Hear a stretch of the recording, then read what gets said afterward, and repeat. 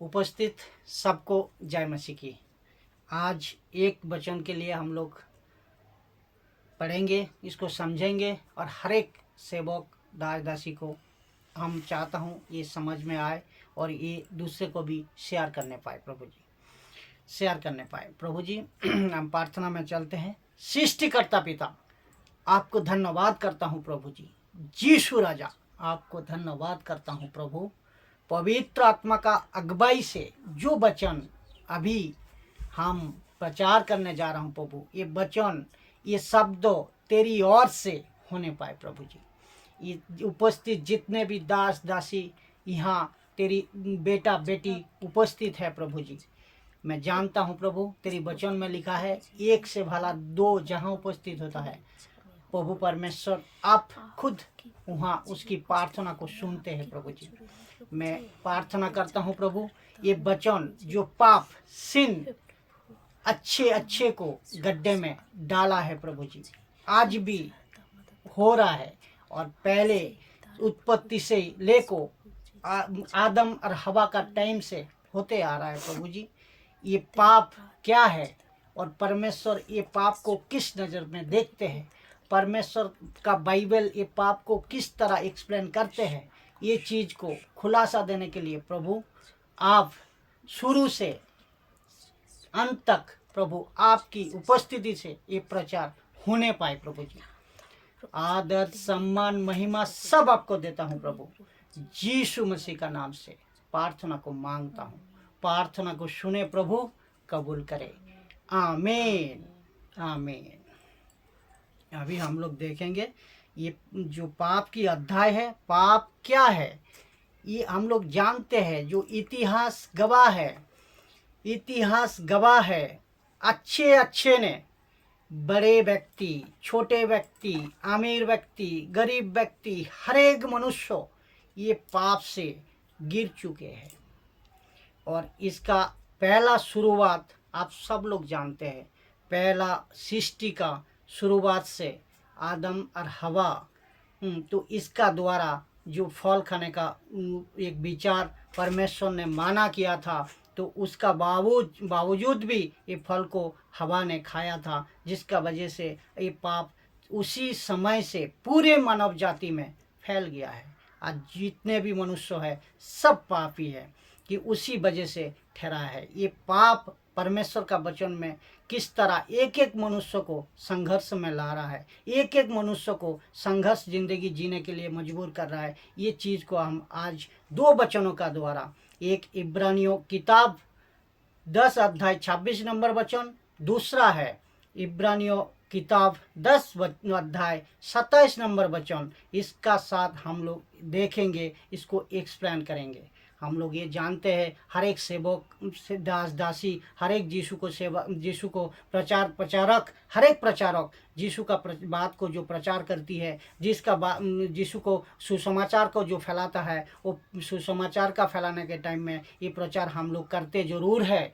लेकिन जो यीशु को अपनाओ, यीशु को अपनाने से आपका पाप उद्धार हो जाएगा। यीशु को अपनाने से आप यीशु को अपनाओ, यीशु को अपनाने का बाद आप बपतिस्मा लो, सब कुछ लो, लेने का बाद आपको उद्धार मिल जाता है और पवित्र आत्मा आपको मदद करता है, सब कुछ हो जाता है। लेकिन दूसरे वचन में ये इस 100% सही है। यीशु को अपनाने का बाद पाप से आपको मुक्ति मिलेगा, पाप से आपको उद्धार मिलेगा, पाप से आपको और कहीं जाने का जरूरत नहीं, ये 100% सच है। लेकिन दूसरा वचन में भी हम देखते हैं जिसमें कि पाप यीशु को अपनाने का बाद भी अगर आप पाप करते जाओ और पाप कर, कोई सेवक हो, कोई प्रचारक हो, कोई दास दासी हो, कोई भी व्यक्ति यीशु को अपनाने का बाद, अपने ज़िंदगी में लेने का बाद, अपने जीवन यीशु को देने का बाद अगर पाप करते जाए, उसका नतीजा भी भुगतना जरूरी है। ये परमेश्वर का वचन का द्वारा हम लोग एक्सप्लेन करेंगे, हम लोग इसको समझेंगे। तो इब्रानियों किताब एक वचन पढ़ेंगे जिसमें है 10 अध्याय 26 नंबर वचन को पढ़ाया जाए। क्योंकि सच्चाई की पहचान प्राप्त करने के बाद यदि हम जानबूझकर पाप करते रहे तो पापों के लिए फिर कोई बलिदान बाकी नहीं। इसका मतलब ये है सच्चाई का मार्क कौन है? यहाँ आप सब समझते हो, यीशु में आने का आने का मतलब ही है आप सच्चा रास्ता में आ गया, आप सच्चा रास्ता को चुन लिया, और इस सच्चाई उद्धार यीशु को मानने का बाद आपको उद्धार तो हो जाएगा, आपको उद्धार तो आप पा लिया, बपतिस्मा भी आपका हो गया, प्रभु भोज भी आप ले रहे हो, हर एक चर्च में जा रहे हो, वचन को सुन रहे हो, अच्छा पास्टर को सुन रहे हो, अच्छा स्पीचर का सुन रहे हो, स्पीच को समझ रहे हो, लेकिन ये सब करने का बाद भी अगर मसीह ज़िंदगी में आने का बाद भी, यीशु को अपनाने का बाद भी अगर आप पाप करते गया, ये वचन ये खुलासा कर रहा है, ये पाप जानबूझ को अगर करते गया, आप कह रहे हो पाप तो हम कर ही जा रहा हूँ, आज एक दिन पाप कर लूँ, आप आज कुछ नहीं होने वाला है, पाप जब कर रहा हूँ कुछ हमारा ऊपर अनहनी नहीं हो रहा है, कुछ गलत हम कर रहा हूँ, लेकिन कोई गलत घटना, गलत इंसिडेंट हमारा ऊपर नहीं घट रहा है, इसका मतलब ये नहीं है जो आप पाप करते जाओ और प्रभु तो क्षमा कर दे रहा है, बिल्कुल नहीं। ये वचन को हम लोग दूसरी वचन जब पढ़ेंगे उसमें आपको खुलासा मिलेगा। तो पहले हम लोग ये चीज़ में बताएंगे जो पाप क्या है। पाप क्या है? ये पहली पाप है, परमेश्वर का खिलाफ जाना ही पाप है।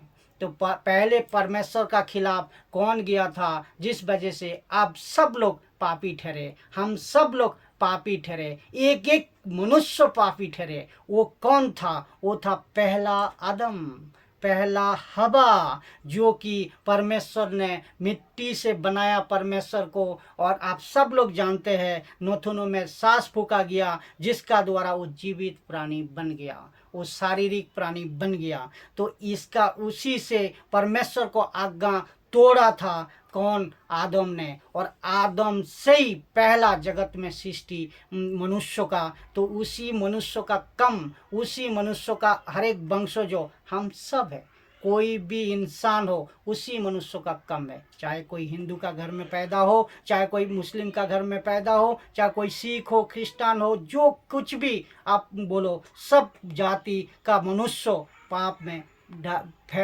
में गिर गया, क्योंकि आदम गलती किया। तो आज सत्य परमेश्वर, सत्य यहाँ कौन है? परमेश्वर है। वचन को और एक बार पढ़ो। क्योंकि सच्चाई की पहचान प्राप्त करने के बाद यदि हम जानबूझकर पाप करते रहे तो पापों के लिए फिर कोई बलिदान बाकी नहीं। सच्चाई का पहचान यहाँ कौन देगा? यीशु परमेश्वर। सच्चाई का पहचान कौन दिया है? यीशु को अपनाने का बाद ही आपको सच्चाई का पहचान मिला है। उसका मतलब यीशु को अपनाया, अपने जीव से स्वीकार किया, हृदय से माना और उनको प्रभु बोल को स्वीकार किया, तभी आप उद्धार को पाते हो, तभी आप उद्धार में आगे उद्धार को पाते हो और आगे जिंदगी को मुक्ति से चला सकते हो। तो इसका मतलब सत्य को जाना, यीशु को जाना, लेकिन सही तरीका से अगर नहीं जाना, गलत दूसरे कंसेप्ट में अगर आ जाओ, गलत फहमी में आप आ जाओ, जो यीशु को तो अपना लिया, पाप तो मैं कर रहा हूँ लेकिन हमें तो कुछ नहीं हो रहा है, मैं एक्सप्लेन भी किया है इसको। तो ये चीज़ कभी भी गलत फहमी में नहीं रहना। ये हर एक सेवक को, हर एक पास्टर हो, हर एक विश्वासी, हर एक यीशु को मानने वाला सबको ये चीज़ हमें सब सेवक का द्वारा हर एक व्यक्ति का पास ये संदेश, ये प्रचार पहुंचना चाहिए, जानना चाहिए, सीखना चाहिए। जैसे कि वचन कह रहा है, सत्य को जानने का बाद अगर आप पाप करोगे उसके लिए कोई क्या लिखा? कोई बलिदान नहीं बाकी है। उसका मत यीशु को अपनाने का बाद अगर पाप करते जाओ, उसके लिए परमेश्वर क्षमा आपको नहीं करेगा। परमेश्वर का क्रोध आपका ऊपर और बढ़ेगा। परमेश्वर का क्रोध, आप परमेश्वर से विरोध हो जाओगे, परमेश्वर से आप दूर हटोगे। पर तब आपका पास आपको कौन लीड करेगा? तब आपको कौन सपोर्ट करेगा? ये जो बाइबल की भाषा में लिखा है, जो लूसीफर, जो कि शैतान का ओर से है, जो लूसीफर बोला गया, जी साफ, तो ये आपको मदद करेगा। उसका मतलब दूसरा परखंड में ही आपका पिता कौन हो गया, तो शैतान है। तो शैतान जब आपको मदद लीड करेगा तब आप पाप से बाहर निकाल नहीं आ सकते हो। तो ये चीज़ हमें दूसरा वचन का द्वारा और एक्सप्लेन करेंगे। तो हम लोग ये देखते हैं 10 अध्याय, वही उसी इब्रानियों 10 अध्याय 27 नंबर वचन को। हाँ, दंडों का एक भयानक बाट जलना और आग का जलन बाकी है जो विरोधियों को भस्म कर देगा। जो विरोधियों को भस्म कर देगा। तो अब आप इसी यही बात को हम बताया था, जो पाप हम कर रहे हैं सुबह शाम यीशु में आने का बाद भी, तो ये पाप के लिए हमें तो कुछ नहीं हो रहा है, कुछ दंड भी नहीं मिल रहा है। इसका एक कारण, एक ही मात्र कारण है, वो है परमेश्वर आपको अपेक्षा कर रहा है। परमेश्वर आपको अपेक्षा कर रहा है। जो एक बार ज्योति जो आग की दर्शाता है, बाइबल का भाषा में जो लिखा गया है, वो आग बार ज्योति का मतलब है ये नरक का दिशा कर रहा है। तो आपको नरक में झोंका जाएगा। जो कोई भी व्यक्ति हो, चाहे खुद क्यों ना हो, लेकिन जो कोई भी व्यक्ति हो, ये अगर पाप से दूर ना हटे, पाप से पीछे ना हटे और यीशु में आने का बाद भी जानबूझकर हम लोग पाप करते गए, तो परमेश्वर अपेक्षा कर रहा है, बेटा तुझे कब ये आग की रोशनी तक पहुंचा जाएगा। तो हमें इस चीज़ से डर होना चाहिए, ये चीज़ से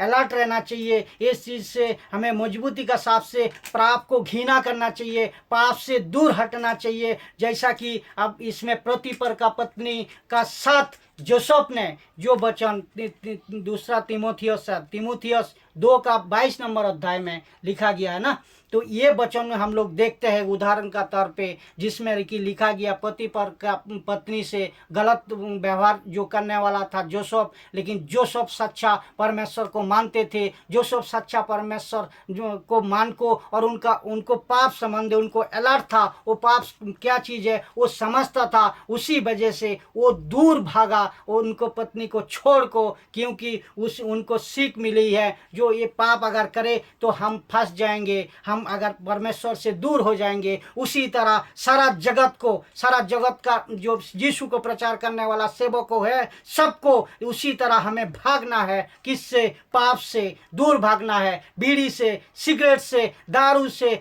हर एक व्यभिचार से हमें यीशु को अपनाने का बाद से पाप से दूर भागना है, जिसका द्वारा हम सीख सकते हैं परमेश्वर से और करीब आने पाए, जिसका द्वारा हम परमेश्वर को वचन को मजबूती से हृदय में लेने पाए, और जिसका द्वारा हर एक प्रचार दास दासी को सटीक नियम का, बाइबल का सटीक वचन का अनुसार ये पाप का अध्याय को एक्सप्लेन करने पाए प्रभु। तो प्रभु जी हम आपको ये मदद करता हूँ, हम हर एक वचनों का द्वारा हर एक दासी को, हर एक विश्वासी को ये वचन, ये संदेश, ये पाप का विषय पहुँचने पाए प्रभु जी। जो कोई भी देख रहा है इनको हल्का में मत लेना, जो कोई भी देख रहा है ये पाप को गहराई से लेना, क्योंकि पहला पापी है जो परमेश्वर का आज्ञा को उल्लंघन करा। पहला पापी है, ये पाप ऐसा चीज़ है, पहला पापी है जो परमेश्वर को आज्ञा को उल्लंघन करना, ना मानना। तो परमेश्वर जो चीज़ को मना किया है वो चीज़ को सीधा मना करो। परमेश्वर जो चीज़ को करने को नहीं किया है, नहीं बोला गया है बाइबल में, वो चीज़ को मत करो। और आगे हर एक किसी को भी उसी तरह सिखाओ, जैसे कि हर एक इंसान मजबूती का साथ पाप से संघर्ष ना करे, पाप से दूर हट को प्रभु का वचन में आगे बढ़ने पाए, प्रभु का वचन में मजबूती होने पाए। और ये चीज़ हम लोग देख रहा हूँ। तो इसका मतलब अगर यीशु में आने का बाद भी अगर आप पाप करते गए तो एक बार ज्योति, एक नरक का आग आपके लिए अपेक्षा कर रहा है। परमेश्वर ये बताना चाह रहा है। लेकिन ये बात को सही तरह अगर हम सेवक को, हम दास दासियों को नहीं समझाए, नहीं समझ में आए, तो हम भी गलती कर बैठेंगे, हम भी गलत कदम उठा बैठेंगे। तो ये चीज़ हमें दर्शाता है परमेश्वर का आज्ञा कितना जरूरी है एक विश्वासी के लिए। इसको कभी भी बाइबल पढ़ते वक्त, कभी भी किसी सेवक को बताने के वक्त, किसी प्रचारक किसी को बताने वक्त बहुत मजबूती का साथ वचन को प्रेस करना चाहिए। लेकिन जो वचन बाइबल में दिया गया है, सच्चा ईमानदारी का साथ इसको पेश किया जाए, सच्चा ईमानदारी का साथ इसको एक्सप्लेन किया जाए, जैसे कि हर एक शख्स, हर एक इंसान प्रभु में आने का बाद भी प्रभु का वचन का साथ मजबूत होने पाए, प्रभु का आत्मिक उन्नति का साथ मजबूत होने पाए, जिसका द्वारा वो जिंदगी भर किसी लूसीफर से, किसी शैतान से, किसी गलत काम करने वाला से ना भरमाया जाए। धन्यवाद देता हूँ प्रभु जी, ये प्रचार आपने मजबूती का साथ, मैं जानता हूँ प्रभु आपकी प्रचार, आपकी पवित्र आत्मा का ओर से जो वचन, पाप एक अध्याय है, एक छोटा अध्याय है, लेकिन इसको हम पूरा करने पाया, इसके लिए आपको धन्यवाद देता हूँ प्रभु जी। आपको आभार मानता हूँ प्रभु जी। तो प्रार्थना करते हैं हर एक विश्वासी के लिए, जगत में हर एक यीशु का प्रचारक के लिए, हर एक मिनिस्ट्री के लिए, हर एक गली के लिए, हर एक समाज के लिए, और हर एक विश्वासी के लिए, अविश्वासी के लिए भी प्रार्थना करते हैं हम लोग। ये पाप से, जैसे कि परमेश्वर का आज्ञा को कोई ना तोड़ सके, परमेश्वर का वचन को कोई ना विनष्ट कर सके, परमेश्वर का जीवित वचन हर एक जिंदगी में मजबूती का साथ बनाए रहने पाए, और आत्मिक जिंदगी में उन्नति करने पाए, आत्मिक जिंदगी को और मजबूत और आगे बढ़ाने पाए। प्रभु हम प्रार्थना करते हैं प्रभु जी, सृष्टिकर्ता पिता, आप इस तरह होने दे जैसा आप उसी वक्त जिस परमेश्वर को हम विश्वास करता हूँ, उस परमेश्वर आप अगर हो प्रभु जी, ये आज वचन, ये पाप की विषय, पाप की वचन हर एक किसी का हृदय को छेद करने पाए, हर एक मनुष्य का कान का दरवाजा को खोल को सुनाने दे प्रभु, सबको जिंदगी बदलने दे प्रभु। ये पाप से हर एक इंसान दूर हटने पाए प्रभु जी। मैं जानता हूँ प्रभु आप इस तरह कर रहे हो, मैं जानता हूँ प्रभु आप इस तरह करते हो, और अब आप जुगानुयुग एक जैसा हो प्रभु जी। आदर, सम्मान, महिमा सब आपको देता हूँ प्रभु, यीशु का नाम से प्रार्थना को मांगता हूँ। प्रार्थना को सुने प्रभु, दया से कबूल करे प्रभु जी, आमीन।